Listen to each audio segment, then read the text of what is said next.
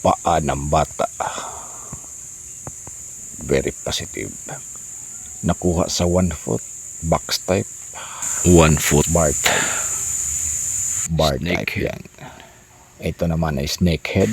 Another king cobra snake head with eyes. What do you call this one? It's a kind of fish.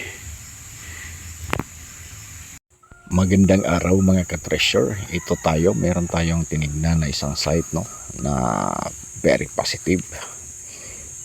Ito po isang paa ng bata na very smooth yung pagkagawa. Tingnan nyo. Medyo maliit lang siya. Paa ng bata nga. Tingnan nyo guys. Very close yung pagkakuha natin dito kasi parang detalyado. Yan naman yung big boulder marker na pinagbasihan natin. Ito yung tatlong bato na naka-arc formation at yun yung coordinate marker ng mother marker, pinch marker papunta sa east, no? Ito naman ay naka 45 northeast, no? 45 northeast yan. So yan yung nakita natin. At saka naka-arc formation. So ibig sabihin ito yung opening spot. Itong isang bato na merong paa ng bata, tapos may arrow sa dulo na nakababa pa pointing down. Ito yung napaka positive na area, no? Iniwan natin to noong 2022 dahil yung mga kasamahan natin ay nagsipaglayasan na simula nung nakakuha sa other side. Ito talaga yung problema sa mga kasamahan natin. Matingga talaga to pag wala tayong kasama. Napaka-positive nitong area na to dahil ito yung area na kung saan nag-iisang natira na Hapon dito nakatira. Si Abu Kaburabo, tawag namin sa kanya. So itong creek dito sa unahan nito ay tinatawag na Kaburabo, hango sa taong Hapon na huli na nirahan sa lugar na ito.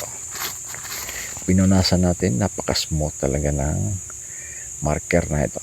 Tingnan nyo guys kung anong masabi nyo, positive ba or hindi. Diba? Bihira lang kayo makakita ng ganito mga ka-treasure.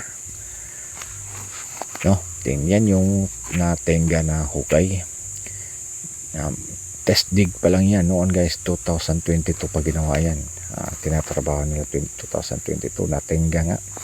Kasi yung ibang kasamahan ko, yung mga tawon ko, nagsipaglayasan. Ito yung mga HTM na nakuha natin during the test dig. Ito naman isang box type na bar type. Ang galing talaga nito guys. 1 foot po ang haba nito. 1 foot. At saka 6 feet yung yung lapad. Under. No? Yan yung unang nakita natin. Pangalawa, itong snakehead. Napaka klarong snakehead, nakaporma talaga siya, nakaukit talaga na isang snakehead, king cobra o snakehead. Ito namang pangalawa mga ka-treasure ay snakehead din ito, king cobra. Ito pala ay walang mata, walang bibig, close mouth, no eyes, close yung bibig, close, wala ding mata. Snakehead lang talaga siya. Ito naman ay snakehead din, king cobra head, snakehead, at meron siyang cutted portion guys. Tingnan nyo yung mga ka-treasure, talagang sinadya i-cutting yung dalawang gilid para magmukhang mata. Pansin nyo ba? So napaka man-made ito, napaka legit na itong mga HTM na ito mga ka-treasure, no? Napakaganda ng site na ito mga ka-treasure. So ito naman yung snakehead na walang ulo, walang mata, walang bibig. Ito pala isang ulo din, no?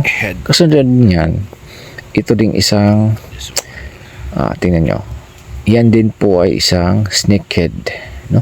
Na di masyadong maaninag natin, pero pag ina-analyze mo, talagang snakehead siya.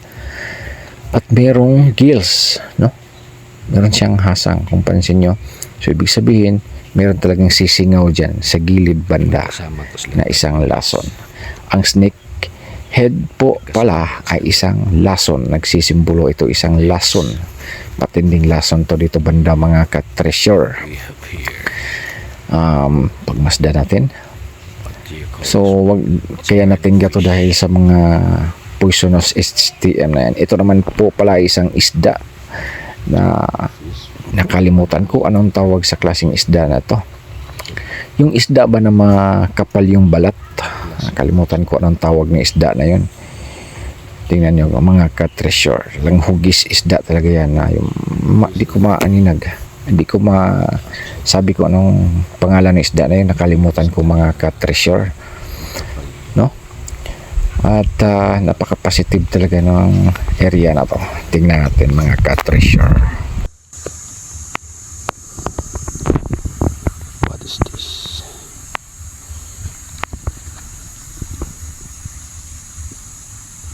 Okay. And here is the okay.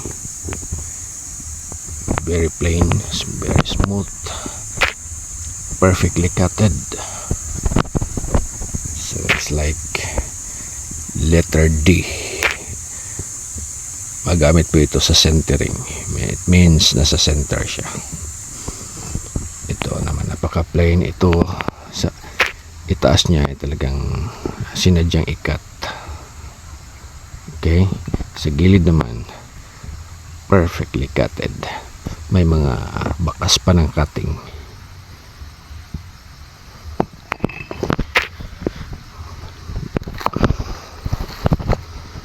Marami pa yung mga HTM na nakuha datin mga ka-treasure, pero nalaglag na dyan sa butas. Ito yung mga bitak. So ang dami pang HTM nito na nalaglag na dyan sa butas. And one thing also is that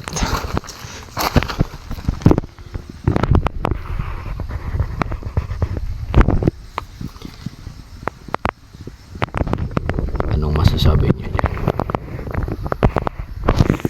Nasa gitna siya. Maliit lang tignan pero napakalalim yan. Maliit siya tignan pero nakabaon siya diretso pababa. It's like para siyang hugis barko. Yan.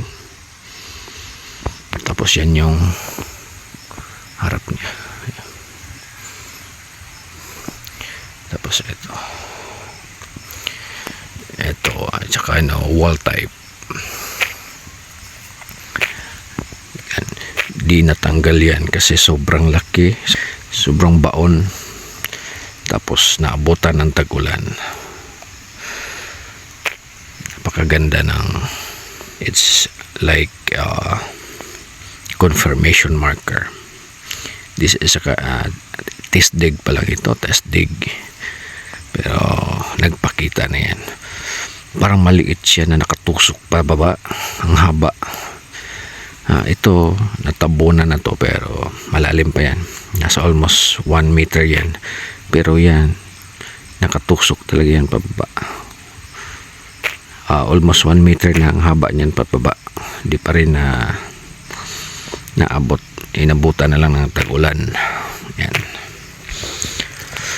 ito magandang area ito.